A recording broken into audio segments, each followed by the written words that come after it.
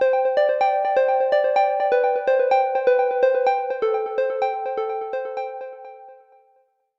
श्री परमात्मने नमः। बोलो सतगुरु भगवान की जय। ये देखिए बता रहे तीसरे अध्याय का 34वां श्लोक कि इसलिए मनुष्य को चाहिए कि इंद्रियों के अर्थ में बरतती हैं, अर्थात सभी इंद्रियों के भोगों में जो राग और द्वेष छुपे हैं उन दोनों के बस में ना होवे, क्योंकि इसके वे ही दोनों ही कल्याण मार्ग में विघ्न डालने वाले महान शत्रु हैं। कौन? हम लोग कहते हैं जिसके हम जो हमारे साथ कोई कुछ कह दे, सुन दे या कुछ अच्छाई करे बुराई करे तो हम लोग उसको कहते हैं कि ये शत्रु हैं मेरे, ये मेरे मित्र हैं। लेकिन ये क्या बता रहे हैं कि राग द्वेष ही हमारे शत्रु हैं। कैसे? कि इंद्रियों से ही सारे कर्म किए जाते हैं और हर इंद्रिय के कार्य क्षेत्र में राग और द्वेष छिपे रहते हैं। कहते जो भी कार्य होते हैं इंद्रिय ही सारे काम हमारी करती है और इंद्रियों में ही राग द्वेष छिपे रहते हैं। राग द्वेष का अर्थ यह है कि अनुकूल वस्तु की प्राप्ति में सुख भाव का होना और प्रतिकूल वस्तु के प्राप्त होने में दुख भाव का होना।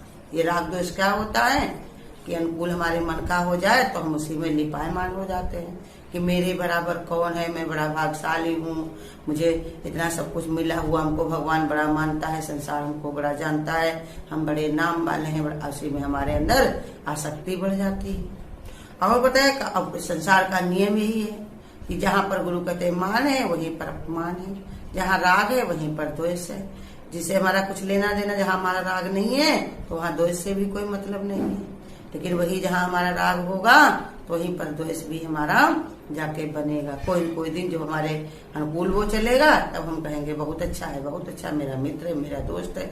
अगर कुछ उसकी भी परिस्थितियां ऐसी बन गई कोई कारणवश कर्म के कारण अगर वो प्रतिकूल चले तो उससे भी हम द्वेष करने लगते हैं कि इससे बराबर मेरा कोई शत्रु नहीं। तो वही समझा रहे भगवान, बताते हैं कि दोनों भाव मनुष्य के कल्याण मार्ग में महान शत्रु हैं। गुरु हमारे रोज ही बता रहे हैं कि दोनों ही भाव, अगर तुम्हारी मित्रता किसी से हो गई तो बार बार मन तुम्हारा उसमें जाएगा कि हमारा मित्र है और इसका कोई बिगड़ने ना पाए, हम सदैव में दोस्ती है, जन्म मर रहे, हम जो कुछ कर रहे हैं सब हमारे प्रेम से रहें, अच्छे से कार्य हो और हमारे अनुकूलता चलती रहे, दोस्ती हमेशा जन्म मर रहे, दोस्ताना हमारा चला रहे। या घर परिवार में भी अनुकूल हो जाए तो ऐसे लड़के बच्चे मेरे बने रहे और घर में हमारे जो भी बना है वो सब रहे, हमारे पास रुपया पैसा रहे। और वही जब प्रतिकूल हो जाए तो द्वेष हो जाता है और द्वेष से हमारे अंदर वो निकलता ही नहीं है। द्वेष ऐसा कहते गुरु बताते हैं कि जितनी मित्र की याद नहीं आती उससे ज्यादा दुश्मन की याद आती है। हमेशा मेरे अंदर एक टीस बनी रहती है कि हमारे बस में अगर नहीं है कुछ, लेकिन अगर बस में मेरे होता तो मैं उसका ये कर देता, वो कर देता। तो यही लिए बता रहे भगवान कि दोनों ही कल्याण मार्ग में विघ्न डालने वाले महान शत्रु हैं। कर्मों के द्वारा बनाए गए संस्कार तो चित्त में पड़े ही रहते हैं और उनके द्वारा स्वभाव बनता है। एक ही कर्म को भिन्न भिन्न व्यक्ति भिन्न भिन्न तरीके से करते हैं।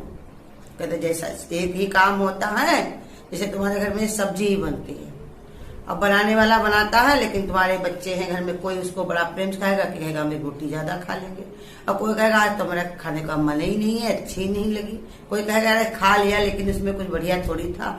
तो कहते हैं एक ही चीज रहती है लेकिन भिन्न भिन्न तरह के भेद होते हैं, तरह तरह के जैसा जिसका विचार होता है तो उसी हिसाब से अपने स्वभाव के अनुसार वो वैसे ही बना लेता है स्वभाव। तो इसलिए बताया परंतु उन कर्मों को करने में राग और द्वेष के भाव ना होने पाए हर व्यक्ति धारण करने में सामर्थ्य है। कहते ये भी समझा रहे भगवान कि राग द्वेष ना होने पाए और ये करने में सामर्थ्य है इंसान। जैसे भाई गुरु बता रहे कि मनुष्य क्या नहीं कर सकता है, सामर्थ्य उसके अंदर इतनी है, चाहे तो वो सब कुछ जीत सकता है। जो राग द्वेष कहता है वो मजबूर होकर के कहता है कि मैं क्या करूं, मेरा स्वभाव है ऐसा, मेरा जो संस्कार ही ऐसा, मेरा कर्म ही ऐसा। लेकिन कितने लोगों ने अपने स्वभाव को जीत लिया कि नहीं जीत लिया बताओ। संत महात्माओं ने जब अपने स्वभाव को ना जीता होता तो क्या भगवान की शरण में जाते? सबका मन होता है भोग विलास में, सब आते संसार में, बहुत सारे लोग इसमें पड़ जाते हैं। लेकिन जिन्होंने जीत लिया अपना का, बताया कि ये तो मनुष्य वृत्ति थोड़ी है, ये तो जानवर वृत्ति है, खाना पीना और भोगना। ये घर परिवार में अगर तुम इसी में पड़े रहे, भगवान की भक्ति नहीं किया तो बेकार है। तो अपने स्वभाव को जीत लिया, अपनी स्वाधीनता को स्वीकार किया, संसार के कहने में, सुनने में, रोकने में, टोकने में उनका दिमाग न जा करके भगवान की ओर अपने मन को मजबूत कर लिया। इसलिए भगवान ये समझा रहे कि हाई ऐसे करने में मनुष्य व्यक्ति ध्यान करने में सामर्थ्यवान है। इस संसार में जैसे तुमको किसी ने बता दिया कि तुम्हारी ये माँ है, तुमको इसने जन्म दिया, तुमने तो देखा नहीं था उसको, जब तुम पैदा हुए तो तुम्हें याद भी नहीं, कुछ जानते भी नहीं, लेकिन संसार ने कहा कि तुम्हारी ये माँ है, इसने तुमको जन्म दिया, यही पाली पोसी, इसका तुमने दूध पिया, ये है वो तुमने ठान लिया मन में। अगर वही तुमको अगर कोई कह दे तुम्हारी माँ नहीं तुमको पकड़ के लाई थी, तुमको ऐसे इसने बड़ा कष्ट दिया, परेशान किया, छोटे से तो बड़ा मारती पिटती थी, तो तुम्हारे अंदर दोष भी बढ़ जाए। तुम पराधीनता में चलते हो, ये बता रहे। लेकिन ज्ञानी जो होता है वो पराधीनता में नहीं रहता है, वो एक निश्चय बनाता है कि हम परमात्मा के थे, परमात्मा के हैं या परमात्मा के ही रहेंगे। इसलिए बताए हर कोई सामर्थ्यवान है। संसार में मोह ममता में यही में पड़ा रहता है इंसान, घर परिवार में मोह ममता ही भरी रहती है, लेकिन कोई इसको जीत कर बैठता। तभी भगवान ये बता रहे कि हर कोई सामर्थ्य भी है राग द्वेष को जीतने में। ऐसा कर लेने से सब कर्तव्य कर्म भुने हुए बीज की तरह हो जाते हैं। हम लोग सोचते हैं कि हम नहीं करेंगे तो कोई करेगा नहीं, नहीं ऐसा नहीं है। भगवान कहते काम तो भगवान के हैं, वो किससे कराएगा, कैसे कराएगा, उसकी अपनी मर्जी होती। जिसको बहुत तेज वैराग्य जब लगता है, भगवान की भक्ति लगती, तो उसको कुछ भी याद नहीं रहता है। पहले उसका त्यागी तपस्या जीवन बनता, अपने शरीर की चिंता नहीं करता, मान सम्मान चिंता नहीं करता। जब सब चीजों से उपराम हो जाता तो घर परिवार की चिंता नहीं करता। वो जानता हमसे भगवान सामर्थ्यवान है, वो सब सही से सही करेंगे। वो अच्छा भी न करे तो हम क्या सबको बांध कर लाए थे, ये सब यहीं पर मिले हैं और यहीं पर सब छूटने वाले हैं। तो उनमें ना शक्ति रख करके भगवान की ओर रुख कर लेता है। और कोई शत्रु भी अगर उसको कोई सत्ता भी डालता है, परेशान करता है, तब भी उसके अंदर यही विचार रखता है। जैसे बताया और एक संत जो थे तो वो जंगल में जाकर के रह रहे थे, उनके पड़ोस में भी दूसरे एक संत थे, उनकी भी कुटिया बनी हुई थी। जो पहले वाले संत थे इनके वहां रोजाना जौन है बढ़िया भगवान का भजन होता था, भगवान का भजन करते थे, सत्संग भजन करते थे, उनकी बड़ी महिमा गाई जाती थी।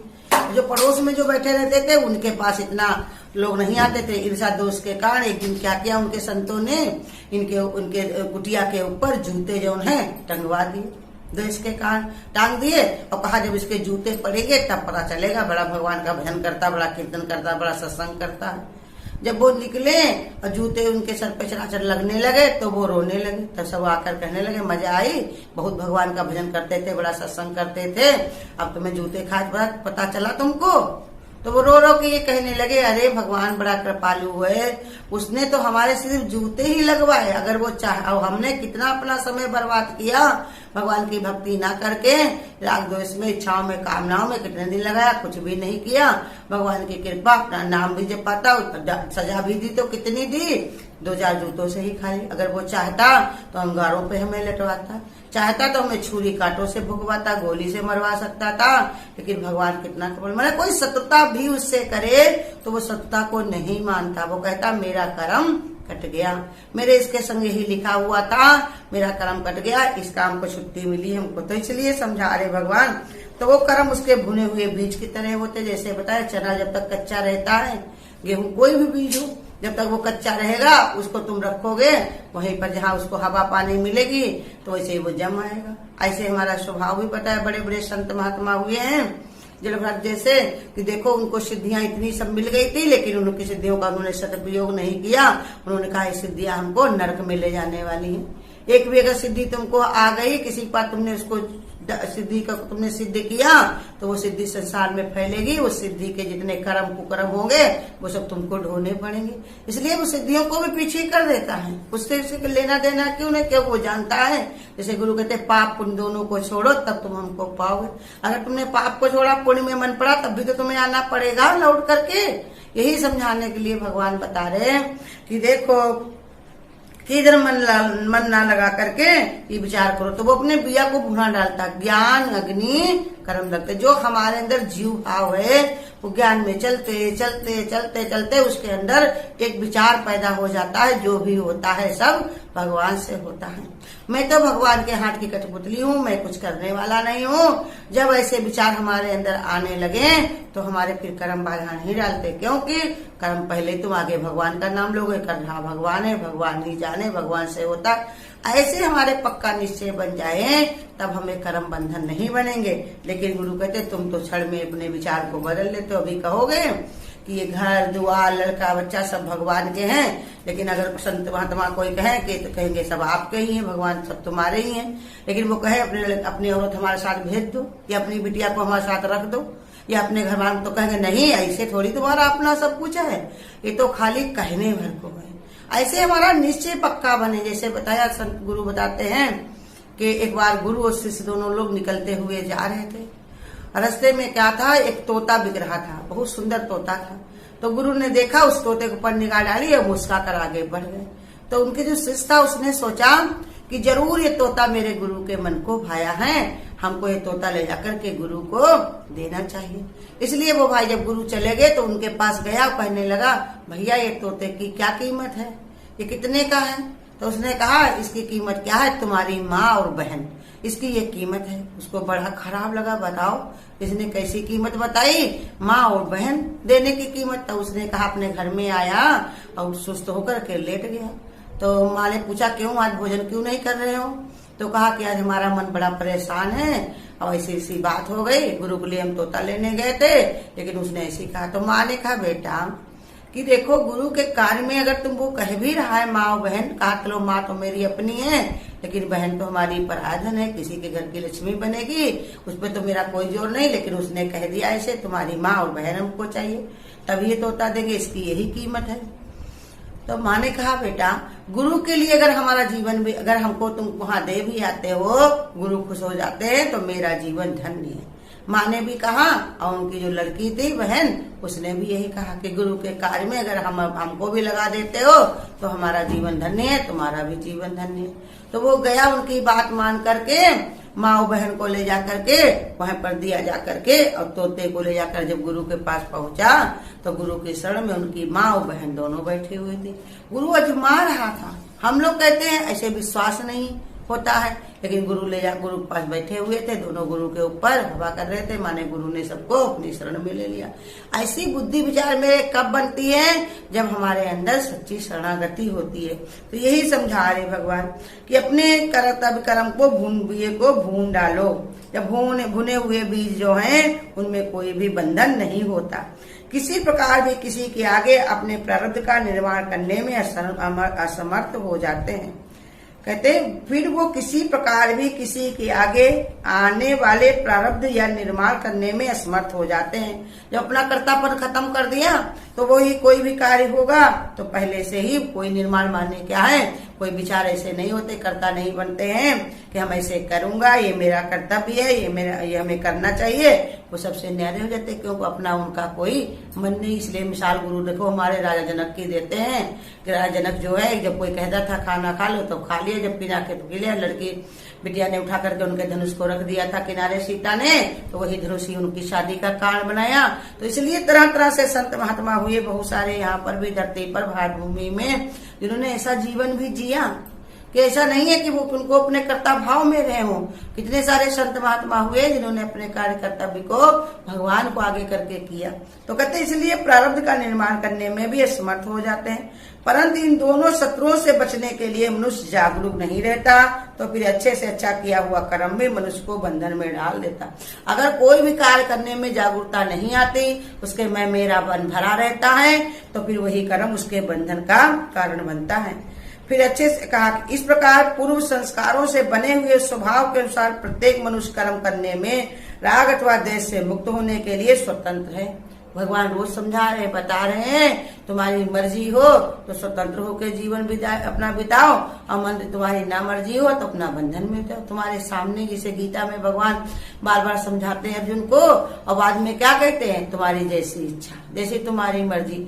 वही हमारे गुरु भी हम लोगों को यही बात समझाते हैं कि हम तुम्हें हर बात बताएंगे, सब रास्ता दिखाएंगे, हमारा ये कर्तव्य है, लेकिन चलना तुमको ही पड़ेगा। जैसे एक डॉक्टर होता है, वो दवाइयां सब बता देता है, खाना तुमको है, परहेज तुमको रखना है, अगर तुम अपनी बीमारी को ठीक करना चाहते हो। यही गुरु हमारे हमको बताते हैं कि हूँ मैं दीर्घकाली रोग, ये कर्तापन ही हमारे जन्मों का रोग है।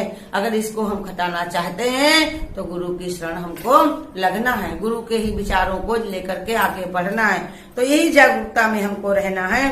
तो कहते जो लोग जागरूक नहीं रहते हैं, इन्हीं में फंसे रहते हैं, इसी के कारण वो मुक्त नहीं हो पाते हैं, और इसी अपने स्वभाव संस्कार के कारण राग दोष से मुक्त नहीं हो पाते। इस सिद्धांत के अनुसार भगवान कहते हैं कि यही कर्म बंधन में हेतु बनते हैं। आगे जाकर के किसी के अनुसार उनको कर्म में बंधन बनते हैं, हेतु माने होता है आगे आने वाले जन्मों का कारण। ईश्वर जो भी करता है अच्छा ही करता है, मानव तू परिवर्तन से काहे को डरता है। ईश्वर जो भी करता है अच्छा ही करता है, मानव तू परिवर्तन से काहे को डरता है। जब से दुनिया बनी है दुनिया रोज बदलती है, जो आज यहाँ है कल वो आगे बढ़ती है। देख के अदला बदली तू क्यों आहें भरता है, मानव तू परिवर्तन से काहे को डरता है।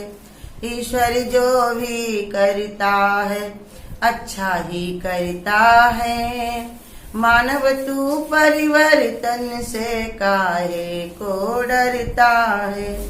कितनी लंबी रात हो फिर भी दिन तो आएगा, जल में कमल खिलेगा फिर से वो मुरझाएगा। देता है जो कष्ट वही कष्टों को हरता है, मानव तू परिवर्तन से काहे को डरता है। ईश्वर जो भी करता है अच्छा ही करता है, मानव तू परिवर्तन से काहे को डरता है। दुख सुख आते जाते रहते सबके जीवन में, पतझड़ और बहारें जैसी दोनों गुलशन में। चढ़ता है तूफान कभी तो कभी उतरता है, मानव तू परिवर्तन से काहे को डरता है। ईश्वर जो भी करता है अच्छा ही करता है, मानव तू परिवर्तन से काहे को डरता है। बोदाना ही फलता है जो खाक में मिल जाए, सहे राह के काटे जो मंजिल अपनी पाए। भट्टी में पड़कर सोने का रंग निखरता है, मानव तू परिवर्तन से काहे को डरता है। ईश्वर जो भी करता है अच्छा ही करता है, मानव तू परिवर्तन से काहे को डरता है। अगर आपको आज की वीडियो अच्छी लगी हो तो वीडियो को लाइक और शेयर करना ना भूलें। आगे की वीडियोस देखने के लिए चैनल को सब्सक्राइब करें और नोटिफिकेशन बेल को